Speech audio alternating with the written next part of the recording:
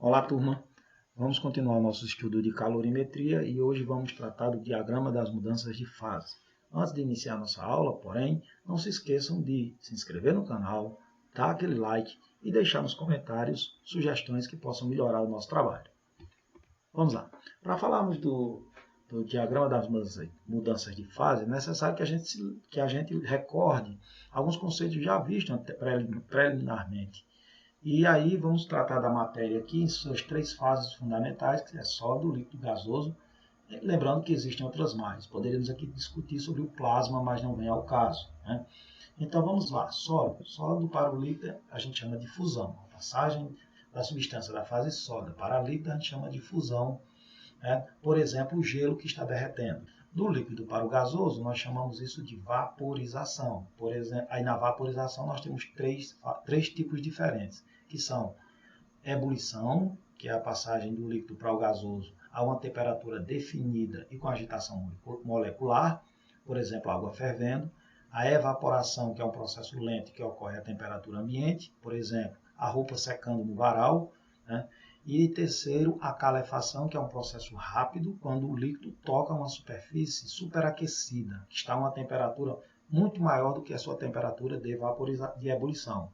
Por exemplo, quando você toca com um líquido numa chapa quente, que ele produz aquele barulho, e sobe aquela, abre aspas, fumaça. Aquela fumaça nada mais é do que o líquido que sofreu rápida vaporização. Mas eu posso passar direto da fase sólida para gasoso, sem passar pela fase líquida. E a isso nós chamamos de sublimação direta. Por exemplo, as bolinhas de naftalina que você coloca lá para espantar a barata, a traça e etc. Sublimação direta, passagem direto do sólido para o gasoso. Todas essas mudanças que eu acabei de falar são mudanças que ocorrem com a substância ganhando ou absorvendo calor e por isso são chamadas de transformações endotérmicas. E aí você me pergunta, Chicão, eu posso fazer o caminho inverso? Pode sim. Vamos fazê-lo? Do gasoso para o líquido, nós chamamos isso de condensação ou liquefação. Isso porque na fase gasosa, a substância pode se encontrar, como a gente vai discutir daqui a pouco, de duas formas diferentes. Ou ela pode ser um vapor ou ela pode ser gás. Quando ela passa da fase de vapor para líquido, é condensação. Exemplo, a chuva. Você tem o vapor d'água nas nuvens que se precipita na forma de líquido.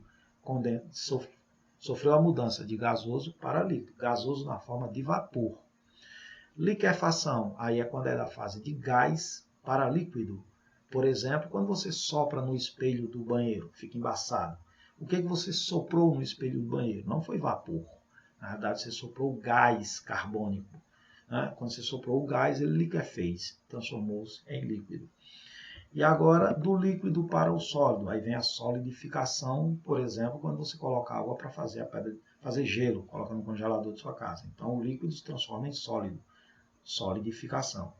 Mas eu posso passar direto da fase gasosa para a sólida, sem passar na fase líquida. E isso nós chamamos de ressublimação ou também cristalização. Ou ainda poderia ser chamado de sublimação inversa. Mas o que seria um exemplo de ressublimação ou cristalização? As chuvas de granizo, a neve. Você passa direto, tem um vapor d'água nas nuvens, que encontram determinadas condições favoráveis, e ela passa direto do gasoso para o sólido, ressublimação ou cristalização, ok? Visto isso, vamos passar ao tema da nossa aula de hoje, que são o diagrama de fase. O diagrama de fase nada mais é do que um diagrama que vai representar a variação, o que acontece com a temperatura na mudança de fase, né? Quando você varia a pressão. Entendam que na mudança de fase, essa temperatura ela é constante, mas se você não alterar a pressão.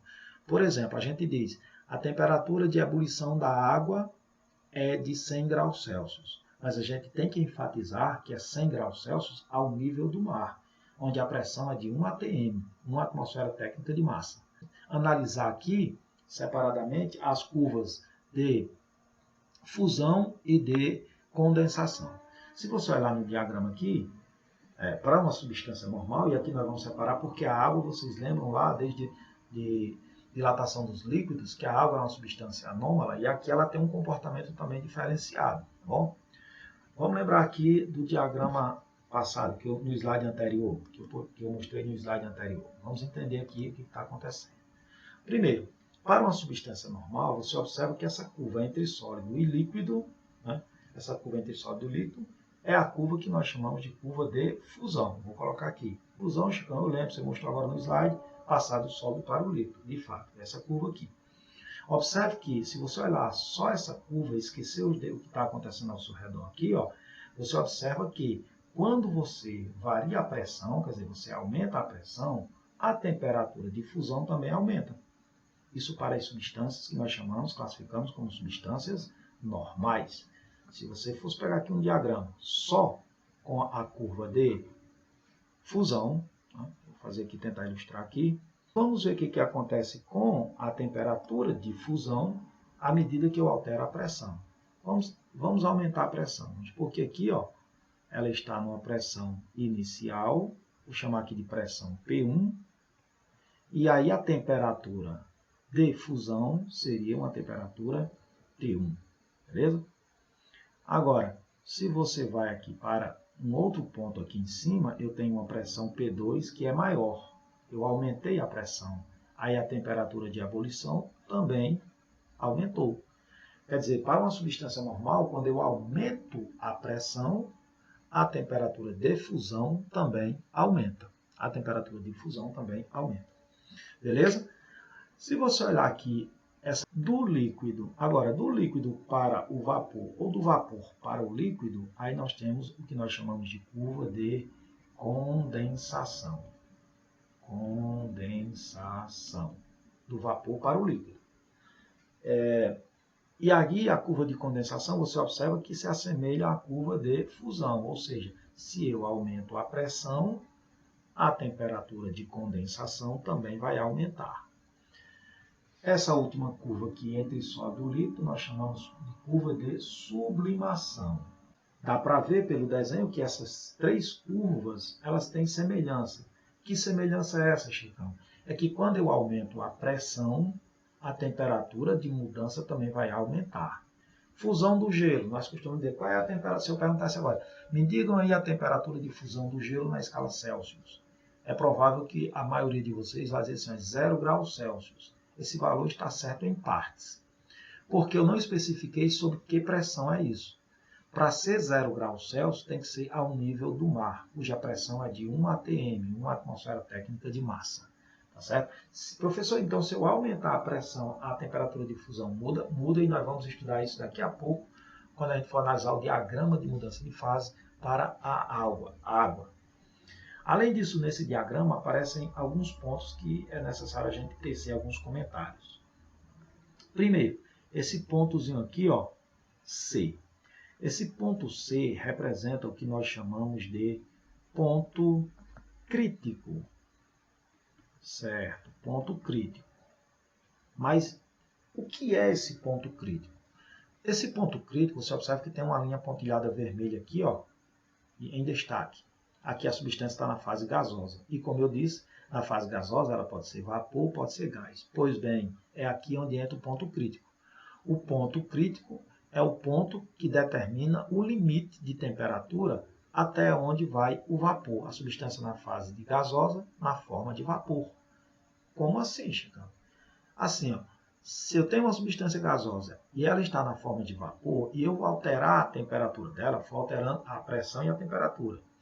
Se eu for aumentando pressão e temperatura, chega um momento em que, se eu continuar aumentando a pressão, ela vai deixar de ser vapor e passa a ser gás. Aí, neste caso, nós temos o que nós chamamos de ponto crítico. Ponto crítico é o ponto no qual a substância deixa de ser vapor, na fase gasosa, e passa a ser gás. E tem um outro ponto também que merece destaque, esse aqui do meio, que nós chamamos de ponto tríplice. Ponto tríplice ou triplo. E o que representa esse ponto tríplice? Como o próprio nome já dá um indício, tríplice de 3 significa que neste ponto a substância coexiste nas 3 fases fundamentais. Ela vai ser sólida, líquida e gasosa simultaneamente. Certo? Quer dizer, eu tenho um recipiente, não quer dizer que ela vai, a mesma coisa, a mesma substância vai ser as três fases simultâneas, não tem como, mas é como se você tem um recipiente e dentro dele você tem a substância, parte dela sólida, parte dela líquida, parte dela gasosa. Ela vai coexistir no mesmo ambiente das três formas simultaneamente. Só para você ter ideia desse ponto tríplice, desse ponto crítico, para a água, a temperatura crítica é de aproximadamente 374 graus Celsius. Quer dizer, se você pegar a água e for aquecendo, mantendo a pressão constante, ao nível do mar, vamos supor. Peguei uma panela com água e fui aquecendo a água. Quando chega em 100 graus Celsius, eu estou ao nível do mar. Aí ela começa a passar do líquido para o vapor. Né? Quando ela vaporizar todinha, eu estou supondo uma panela, um recipiente fechado, ficou dentro só vapor, se eu continuar aquecendo, quando chegar em 374 graus, deixa de haver vapor ali e passa a existir gás. Então, essa é a diferença entre vapor e gás. Fixem aí. Vapor quando a substância está na fase gasosa e abaixo da temperatura crítica.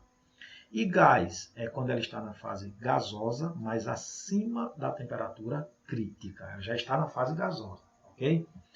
Beleza.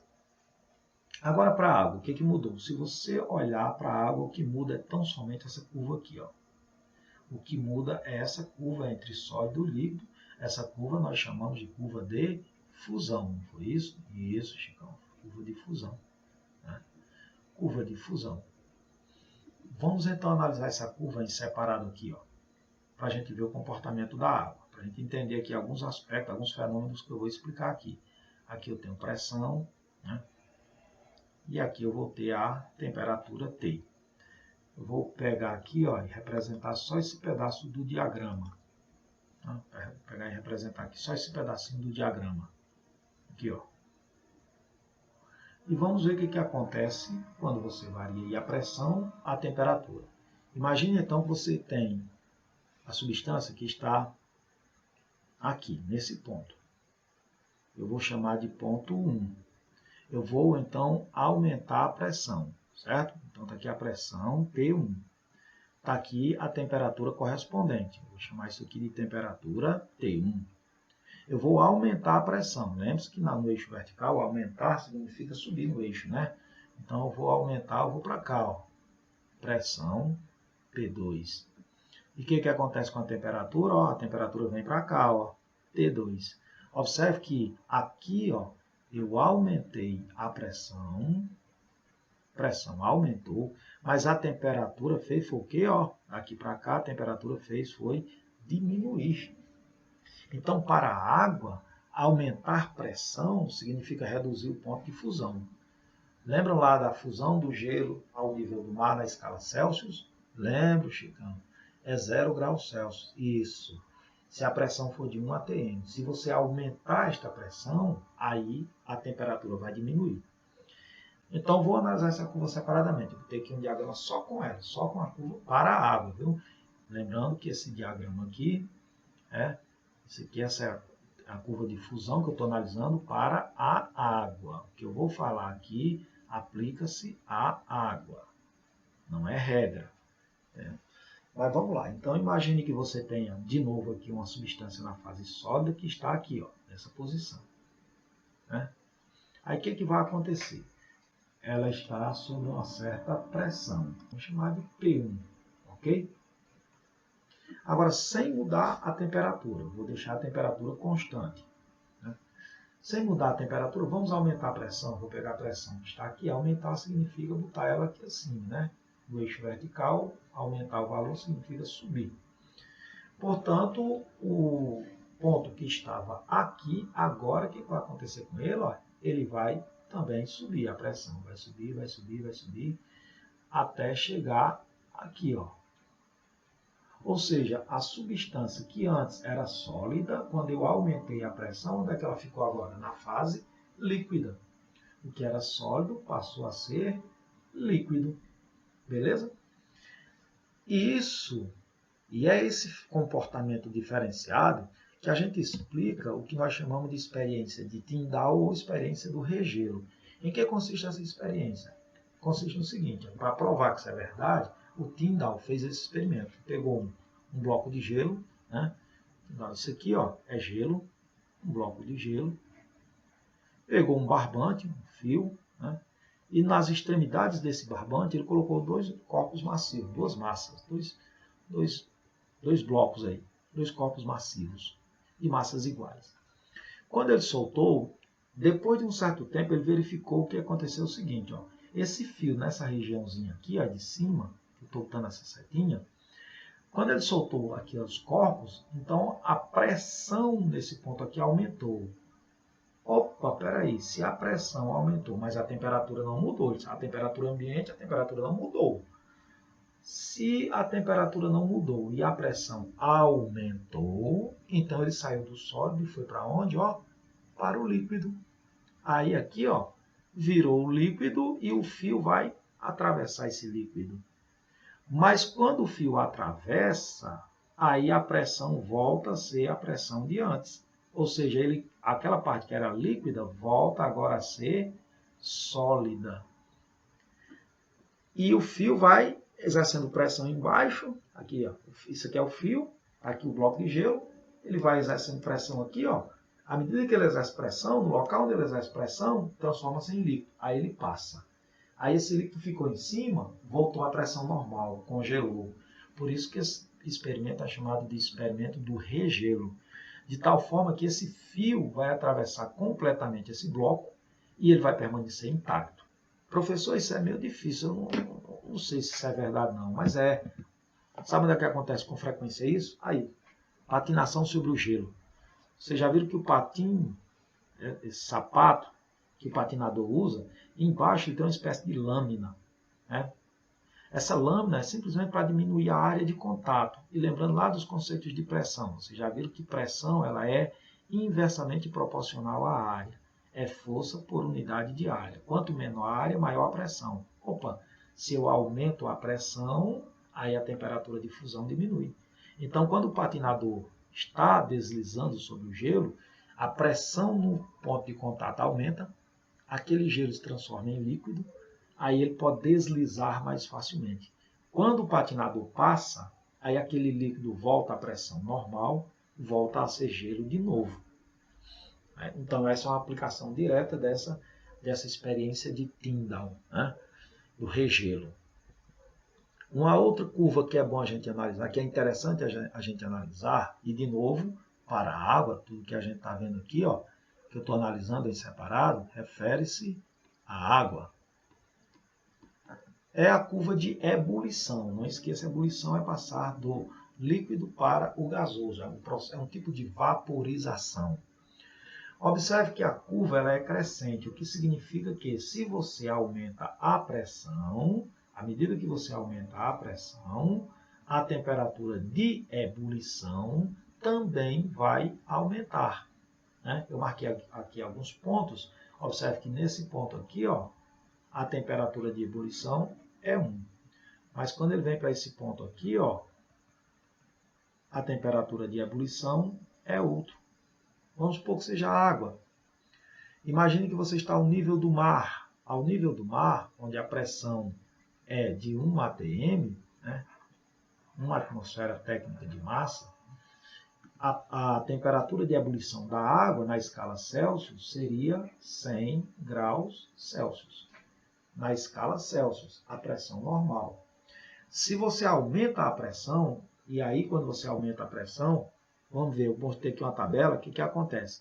Quando eu coloquei essa tabela mostra exatamente o que acontece com a temperatura de ebulição quando você varia a pressão.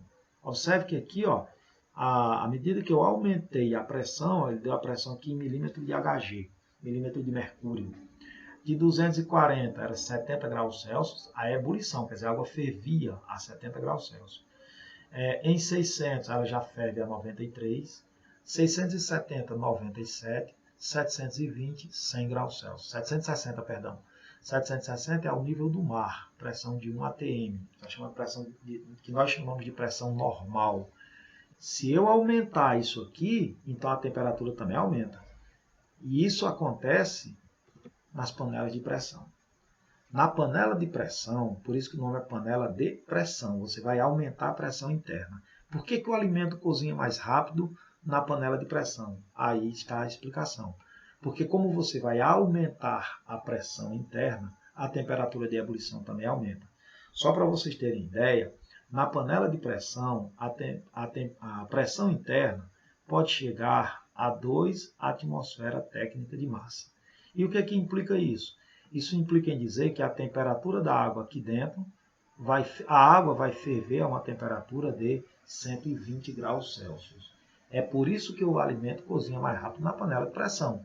Né? Um outro exemplo, agora ao contrário, é se você estivesse cozinhando numa panela aberta, isso aí é o Monte Everest, viu? É uma foto do Monte Everest. Lá no Monte Everest, no alto do Monte Everest. Ora, a pressão lá a altitude lá do Monte Everest é de aproximadamente 9.000 metros, é 8.840, se não me engano, né? Aproximadamente 9.000 metros. A pressão lá só é 240 milímetros de mercúrio, e quer dizer que a água vai ferver lá a 70 graus Celsius. Quer dizer, se eu colocasse batata para cozinhar aqui numa panela aberta ao nível do mar, e outra lá no alto do Monte Everest, lá no Monte Everest essa batata ia demorar muito tempo para cozinhar, porque lá a temperatura de ebulição é menor. E por último, vamos tratar da pressão máxima de vapor d'água. O que diz a pressão máxima de vapor d'água? Imagine que você tem um recipiente fechado, galera, em que você tem um líquido, e mesmo um recipiente fechado, isolado do ambiente, ele vai sofrer vaporização. Uma parte do líquido vai evaporar. Mas uma parte do líquido que evapora, que vai evaporar, vai bater nas paredes do recipiente e vai se condensar, ou seja, vai voltar para o líquido, vai voltar a ser líquido. A quantidade de líquido que evapora é a mesma quantidade que condensa. Aqui a gente diz que o líquido e o vapor estão em equilíbrio. Mas se eu aumentar um pouco a temperatura e de maneira lenta, aqui vai aumentar a quantidade de vapor formado. Mas também vai aumentar a quantidade de vapor condensado. Né? Vai aumentar a quantidade de líquido vaporizado, mas aumenta também a quantidade de vapor condensado. Só que chega um momento que a quantidade de líquido que evapora é bem maior do que a quantidade de líquido que condensa. Nesse caso, ocorre o que? O desequilíbrio. Aí a gente atingiu o que nós chamamos de temperatura de ebulição. Nessa situação aqui, o líquido está sofrendo ebulição. A quantidade de líquido que evapora é maior do que a quantidade de vapor que condensa. Então, e isso nessa situação, nós chamamos de pressão máxima de vapor. Bom, então essa é a parte teórica que nós tínhamos. Agora é a gente fazer exercícios. Se você gostou dessa videoaula, por favor, dá um like, curte aí. Deixa nos comentários sugestões para que a gente possa melhorar o nosso trabalho. E agora é fazer os exercícios. Mãos na massa.